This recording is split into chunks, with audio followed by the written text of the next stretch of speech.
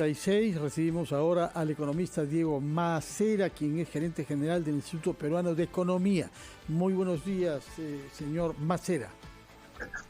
Hola, ¿cómo está, Fernando? ¿Qué tal? Bueno, el día de ayer entrevistamos aquí en Ampliación de Noticias al ministro de Economía, Pedro Franque, y hoy nos hemos despertado con la noticia de que temprano en el cambio de dólar la divisa norteamericana sigue subiendo, con el impacto que eso tiene sobre elementos básicos de la canasta popular. ¿Cuál es su evaluación de la situación y qué podemos esperar?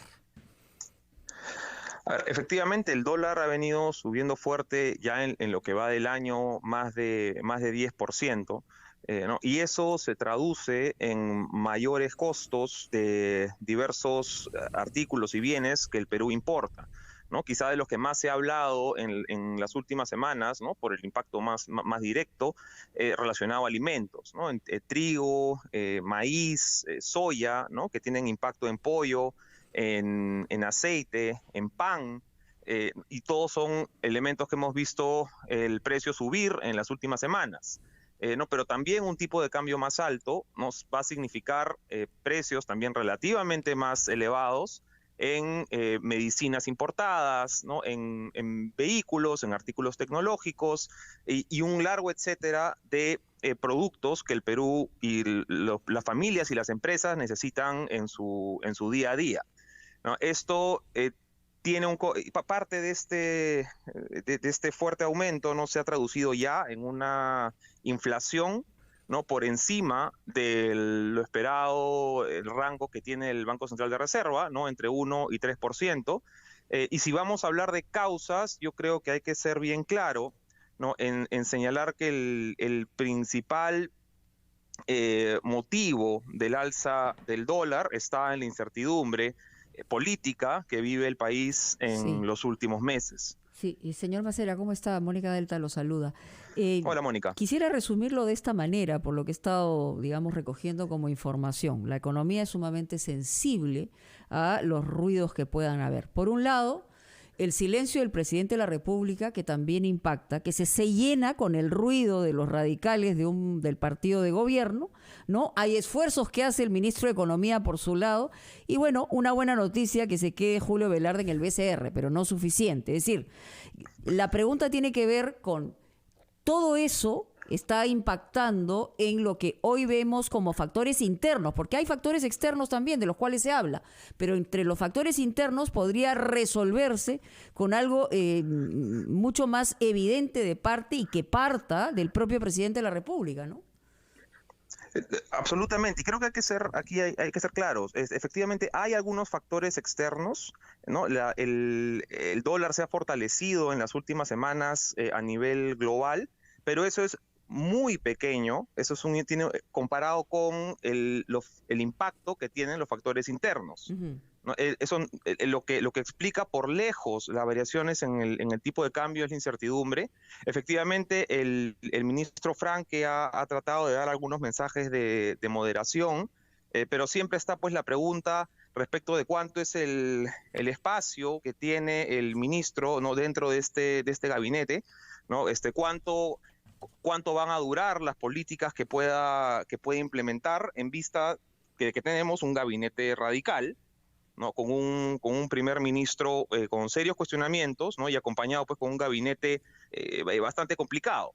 Entonces, eso ha sido leído por varios analistas económicos, y lo que hemos tenido en las últimas semanas es más bien pues una sensación de escepticismo respecto de algunas políticas, de algunos anuncios de moderación, ¿no? Y eso se ha venido reflejando en el tipo de cambio, que de nuevo, creo que hay que decirlo claro, tiene el efecto, está absorbiendo el tipo de cambio toda esa incertidumbre generada desde hace ya varios meses, por los anuncios que vienen desde primero del Ejecutivo ahora y antes en el proceso, en la campaña electoral.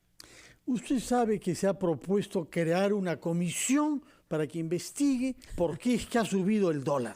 ¿A usted le parece razonable crear una comisión que investigue eso, o la propia iniciativa contribuye ella misma a generar más inestabilidad?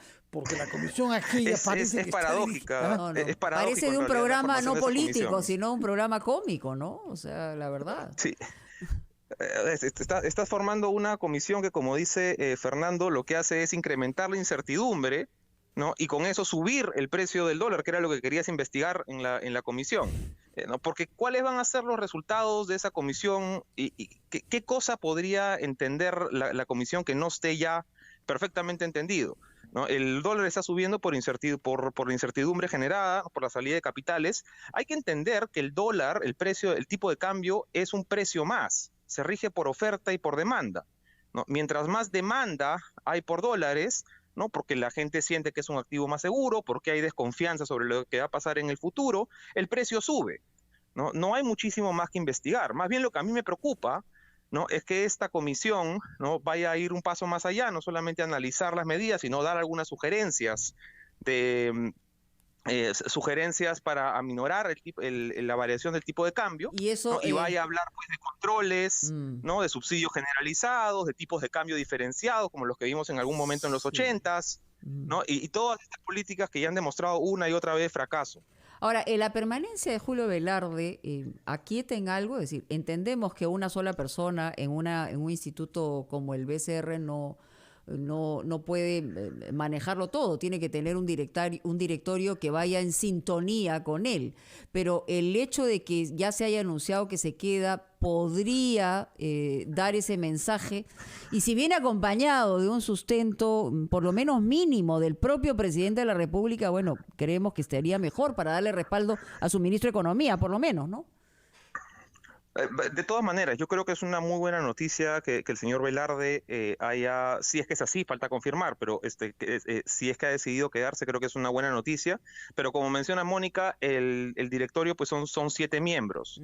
Entonces es fundamental ¿no? tener ¿no? prudencia y sensatez al momento de elegir quiénes van a acompañar al señor Velarde en el directorio, ¿no? Él al final es el presidente, ¿no? Pero puede hacer poco sin un directorio sensato que lo acompañe en las decisiones más importantes. Yo creo que, y acá el silencio del presidente Castillo en este y en otros temas es claro, motivo de preocupación adicional, ¿no? Que desde que en ese momento, en un meeting cuando ya era presidente electo, anunció que le iba a pedir al señor Velarde que se quede, no, difícilmente pues ha vuelto a referirse al tema, ¿no? Y eso también genera preocupación, porque lo que uno quisiera es hoy día escuchar respaldo del propio presidente de la República frente a las políticas que está proponiendo pues, su ministro de Economía, ¿no? Que no va a haber controles, y también respaldo al propio Julio Velarde. ¿No? Lo que está, más bien hoy día estamos un poco en incertidumbre, porque lo que se siente es que el presidente quizá no está siendo claro en alinearse o con su primer ministro, ¿no? Que tiene otro tipo de narrativas, ¿no? O con este lado un poco más moderado. Diego Macera, yo le rogaría que nos acompañe unos instantes, es el momento de los anunciantes en RPP, después de los cuales tenemos algunas otras preguntas que hacerle respecto esta vez del impacto en sectores, sobre todo populares, de estos temas macroeconómicos. Vamos entonces con los anunciantes y retomamos nuestra entrevista con el gerente general del Instituto Peruano de Economía.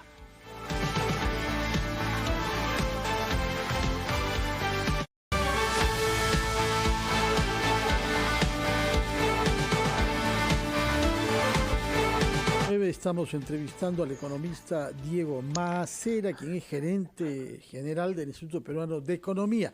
Y yo quería preguntarle algo que se plantea mucho en redes sociales. ¿Por qué es que, pese a que los precios suben para todos, aceite, azúcar, transportes eventualmente, fideos, pan, ¿por qué, sin embargo, el impacto sobre los sectores con menos recursos es más significativo? Es un muy buen tema, Fernando. Y ahí creo que un tema sobre el que hay que complementar es que no solo está subiendo esto por el alza del tipo de cambio, ¿no? Que son los productos que importamos, sino que hay un efecto muy marcado de incremento del precio de estos productos a nivel global.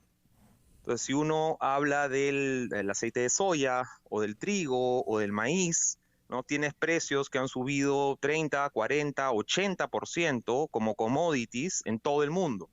Entonces, esto es un llueve sobre mojado, ¿no? Tenemos un tipo de cambio más alto, ¿no? Entonces nos cuesta más importar cualquier cosa, y además hay un efecto adicional del alza del precio de los commodities que de nuevo está afectando a todos los países.